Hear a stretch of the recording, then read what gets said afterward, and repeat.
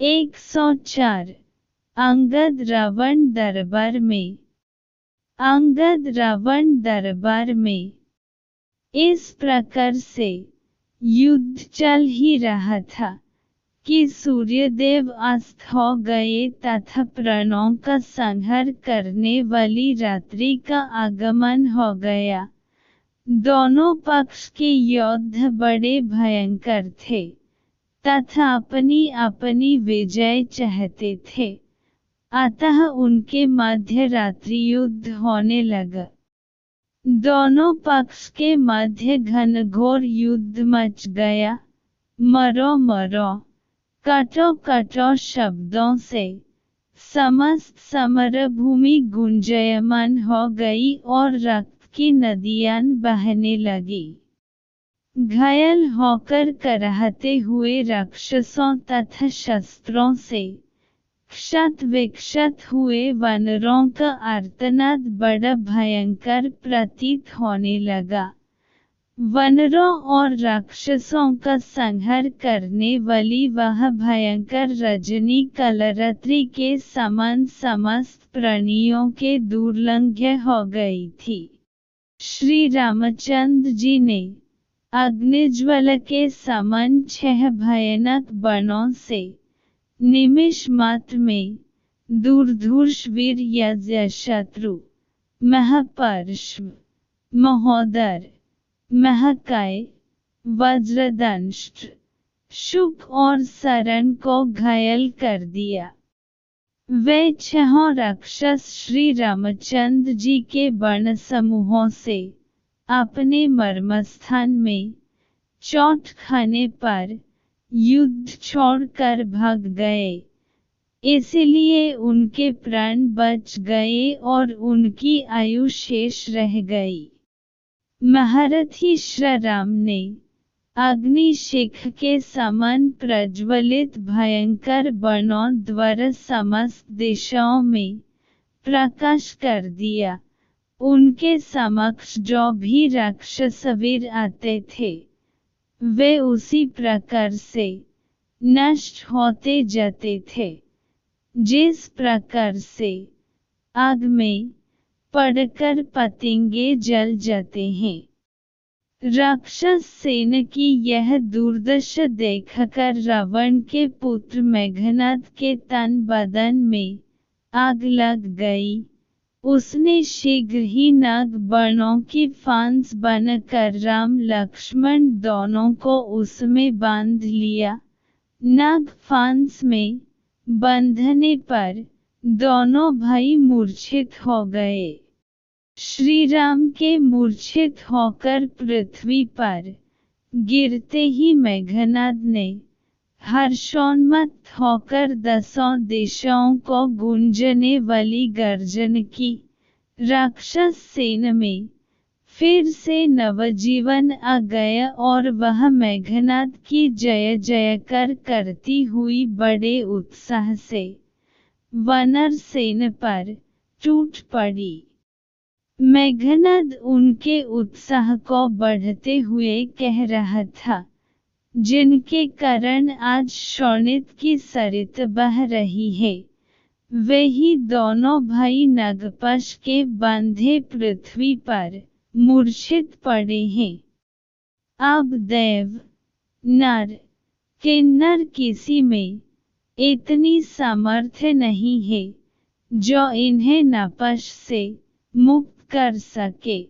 अब युद्ध समाप्त हो गया, लंकापति की विजय हुई। इस प्रकार विजय घोष करता हुआ मेघनाद लंका को लौट गया। राम लक्ष्मण के मूर्छित हो जाने से संपूर्ण वानर सेना में शोक छा गया। सुग्रीव, अंगद, हनुमान, जांबवंत आदि सभी सेनाध्यक्ष किंकर्तव्य विमूढ़ होकर दोनों भाइयों को घेर कर खड़े हो गए और इस विपत्ति से त्राण पाने का उपाय खोजने लगे। तभी विभीषण ने उन्हें धैर्य बांधते हुए कहा, हे वीरों, भयभीत होने की आवश्यकता नहीं है। यह नगपश इन दोनों भाइयों का कुछ नहीं बिगड़ सकती और न वे मर ही सकते हैं। इसलिए तुम इनकी चिंता छोड़कर अपने अपने मोर्चों पर जाकर युद्ध करो। इन दोनों भाइयों को तुम मेरे ऊपर छोड़ दो। उधर जब रावण ने मेघनाद के मुख से राम लक्ष्मण के नगपाश में बंधकर मूर्छित होने का समाचार सुना तो उसके हर्ष का पारावार न रहा।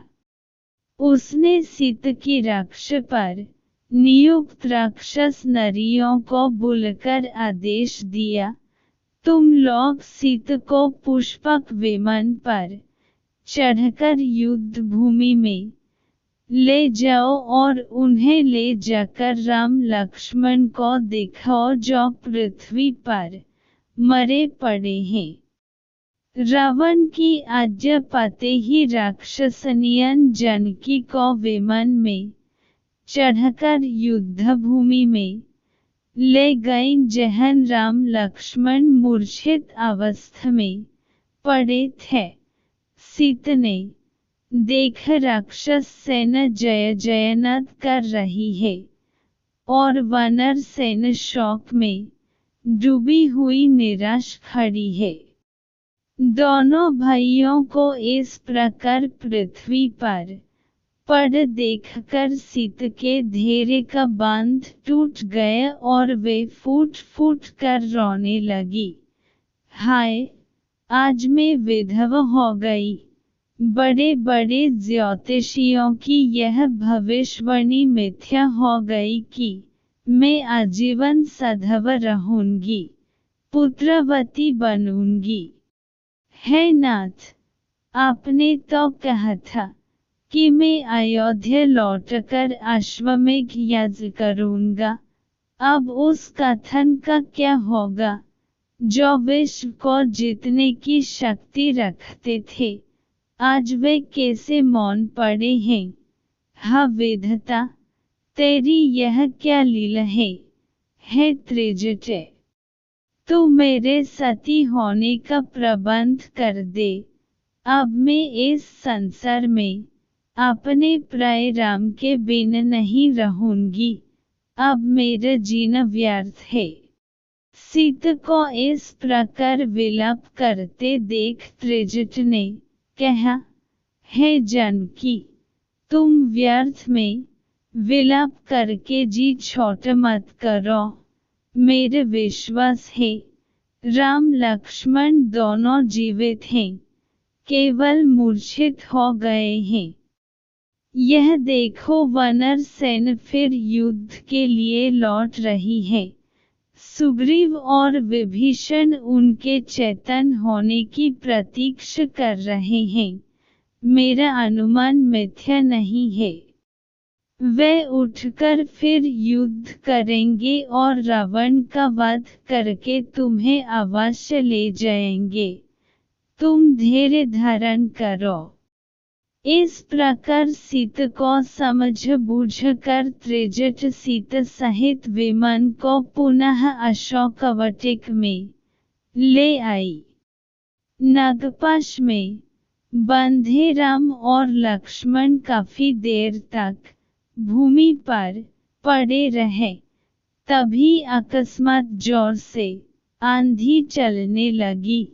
आकाश में घने बादल छा गए। इतने में ही आकाशमार्ग से विनत का पुत्र गरुड़ उड़ता हुआ आया। उसने दोनों भाइयों के पास बैठकर उनके शरीर का स्पर्श किया। गरुड़ के स्पर्श करते ही समस्त नाग भयभीत होकर पृथ्वी में छिप गए। नागों के बंधन से मुक्त होने पर राम और लक्ष्मण ने अपने नेत्र खोले। उनके पीले पड़े हुए मुखमंडल पर नवीन आभा से चमकने लगे।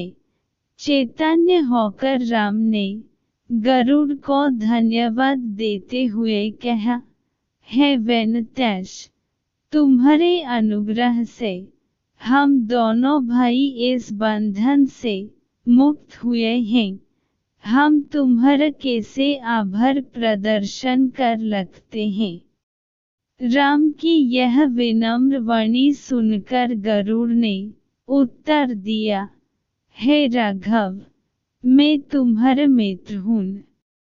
वन में विचरण करते हुए मैंने सुना था कि मेघनाद ने तुम्हें इस नागपाश में बांध लिया है, जैसे देवता, राक्षस, यक्ष, गंधर्व कोई भी नहीं खोल सकते।